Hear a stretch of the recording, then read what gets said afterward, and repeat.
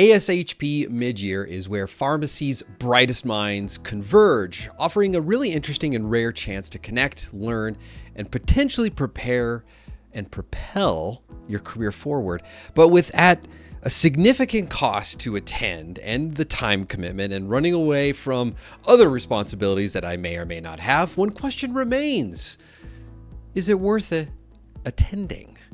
All right, first things first. ASHP Midyear is happening this year, 2024, from December 8th to the 12th in New Orleans. And this is the largest gathering of pharmacy professionals. We're talking probably around 20,000 people. That's huge. I think it's the biggest, gathering of pharmacists in the world, potentially. I don't know, someone figure out if I'm wrong or not. This 5-day event combines clinical meetings with CE sessions, residency showcases, personal placement service or PPS, poster sessions, and a ton of networking events. The December timing aligns really well with residency application deadlines, giving students time to refine applications based on the insights from this conference. First off, I think we need to talk about money. What's the cost to attend? Because this isn't a small investment. Between registration, travel, accommodations, and potentially even lost work if you have a part-time job, we're looking at a few $1,000s, anywhere between $1,500 to $2,500. And if you're a pharmacist, it's even more. You want to make sure you're getting the most amount of value if you're attending this thing. And we're going to talk a little bit later about how you can exactly do that. Let's just take a look at what it costs to register for this event. If you're a practicing pharmacist, it's going to cost you just under $1,000, $975 if you're a member. But if you're not a member, well, it costs you more, $1,375. Pretty cheeky. And what's even cheekier is that you can pay for your ASHP membership, which is less than the cost of the difference between members and paying for your registration. If you're a pharmacy resident, this could cost you $525 or $725 if you're not a member of ASHP.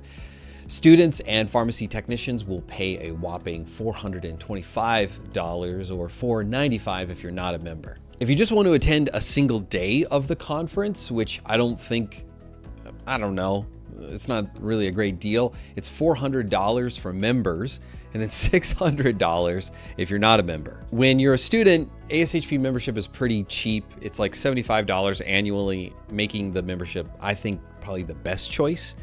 And honestly, what you get for that membership is an exposure to a lot of really cool things, information, but also a huge network of people across the nation who could probably help you find your first job. Basically, the way this conference is organized is that you should pay for a ticket as a member because you would be saving money if you just pay a little bit more for your membership. Now, what are you going to be paying in food? Well, I definitely would set aside a few $100s unless you want to bring prepared food with you. If you're a student, I get that. I was super frugal when I attended, but many meals are actually covered during the conference, but don't expect this. They don't really tell you when or where you'll be getting food. At the exhibit hall, you definitely can get some snacks, some grubs here and there. That's what I tend to do. For accommodations, I highly recommend that you share a room. This can cut your staying costs down to half. I've heard of a few students just staying in their cars. You know, I actually did that for a year. My wife and I and our 2 kids, we drove around the country and we lived in a van down by multiple rivers. And it was cramped, to say the least, but it also was a ton of fun. So for accommodations, if we're just talking about spending one night near the conference center, you should at least budget $150 per night. So if you want to stay all, 3, 4, 5 days of the conference, you're looking at easily spending $1,000.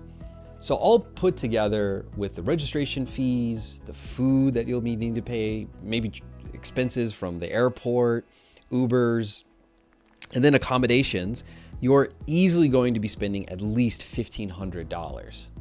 Okay, so now let's talk about how to make it worth your while. For students, the main draw here is obvious. It's Residency Showcase. This is your chance to discover programs that you might have never previously discovered otherwise. There's also PPS, or Personal Placement Services. This is an additional paid option where you can interview with residency programs or employers in a professional setting. Think of it kind of like speed dating for careers. I would recommend PPS, by the way. Even though I did it when I was a student and I didn't match with any single one of those residency programs as a student, I learned a lot and I got to practice interviewing in honestly a low risk scenario because, I mean, let's be honest, it didn't matter if I got those jobs or not. I was just practicing my interview skills. But here's the thing about mid-year, it isn't automatically worth it for everyone. And I want to be real with you about when it makes sense and when it might not be the best use of your time or money. Let's break this down even further. Mid-year is absolutely worth the investment when I would say your local residency conferences aren't providing enough options to you or your career goals. Mid-year is perfect if you want to expand your geographical search for residencies, or if you're really serious about networking and getting into interesting programs. The conference really shines when you're ready to make meaningful connections and you want to explore different pharmacy career paths. Look, when I chose to go to mid-year, I'll be honest with you, I did not prepare my career. I did an awful job at it. I waited until my final year to get really serious about residency, and by then it was a little bit too late to be honestly considered by my local area of residency programs. And going to mid-year was actually how I discovered the residency program that I went into. And in a little bit, I want to share a few tips with you that are going to make your first year mid-year experience totally worth it. On the flip side, you don't want to waste your money if you're planning to just wing it, or if you haven't researched any kind of residency programs before. I've seen too many students show up without any preparation. They go to their booth and they just ask the same boring questions of what's the program like, and what are the rotations like, and how do you like your preceptors, or what new and interesting things are you doing? Save yourself the money and the time and the stress of doing all of this work. And also save your money if you're not about making new connections. If you go to this conference and you just hang out with your friend group because it feels safe, to be around your friends when everyone else is nervous and you're scared about your future.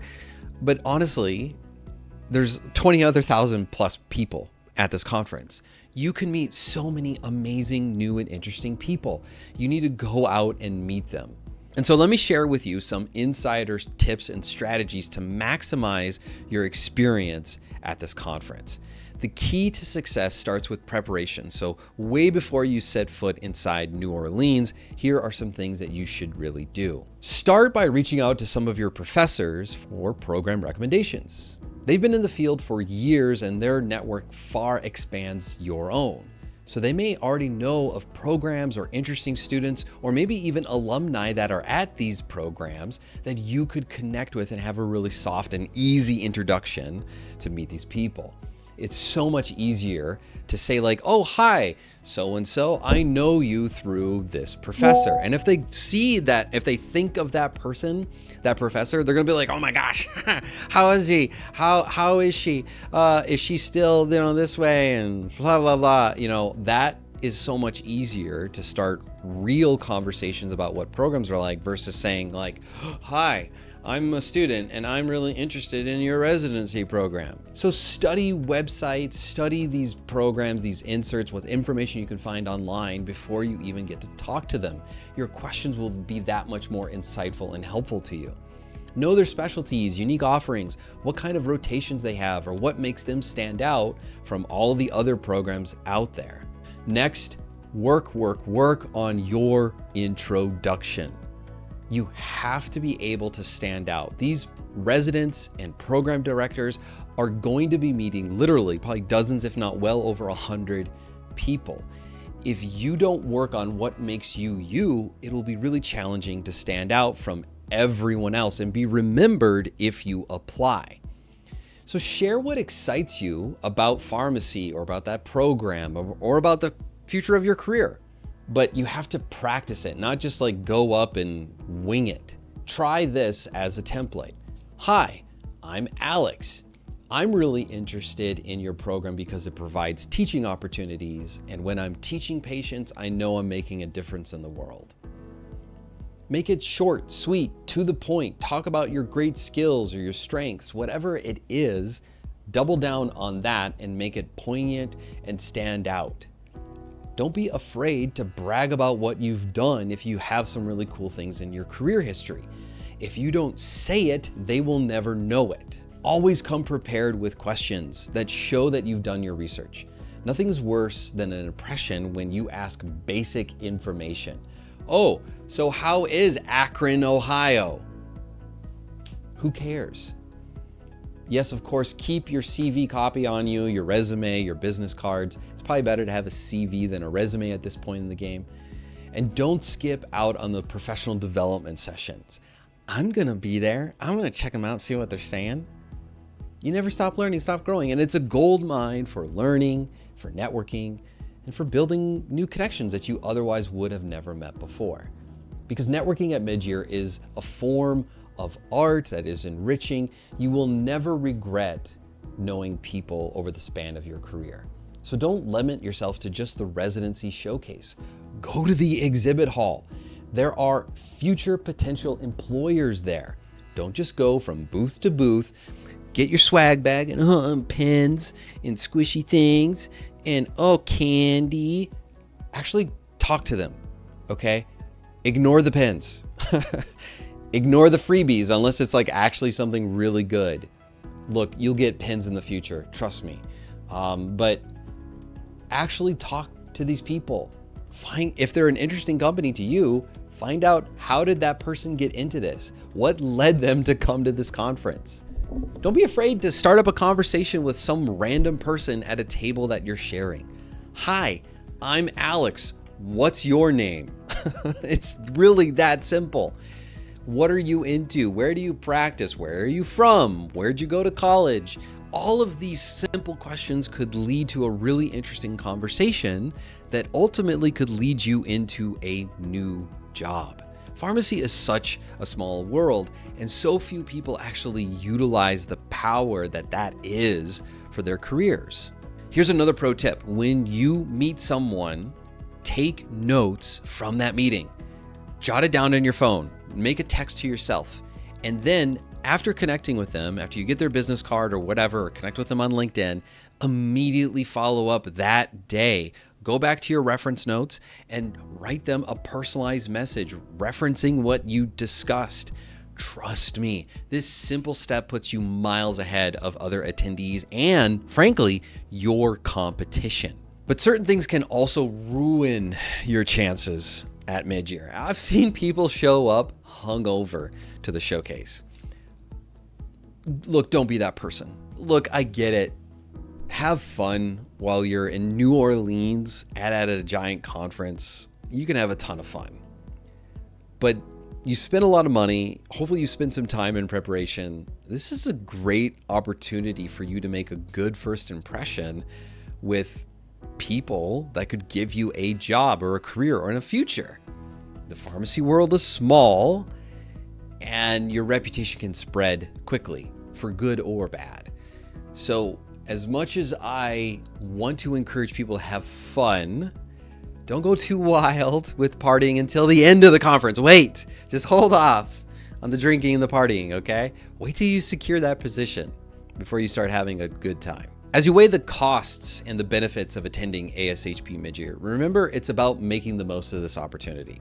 It's totally worth it if you come prepared, you make strategic connections, you network, and stay focused on your career goals. It could be one of the best investments that you'd make.